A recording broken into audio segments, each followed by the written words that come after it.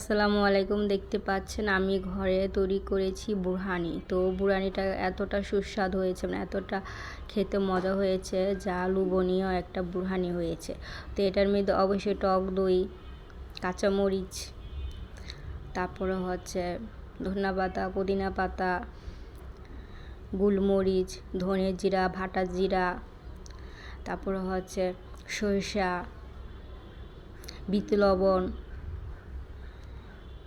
এবং tasty sauce বা tomato sauce যে কোনো একটা থাকলে আপনারা দিতে পারেন। তো এটা হচ্ছে প্রথমে ফার্স্টে আপনাদের দই এবং চিনি, লেবু এটা সুন্দর করে আপনারা মিশানোর পরে তারপরে বাকি উপকরণগুলো দিয়ে এটা ব্লেন্ডার করবেন।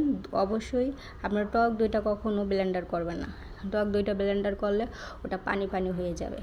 তো এটা খুবই সুন্দর করে ধনিয়া পাতা, পুদিনা পাতা এগুলা আর যে উপকরণগুলো আমি বলেছি সেগুলো সুন্দর করে আপনারা ব্লেন্ডারে মিক্স করার পরে তারপরে দইটা সুন্দরভাবে মিক্স করবেন ওগুলোর সাথে মিক্স করার পরে এই দইটা একদম বিয়ে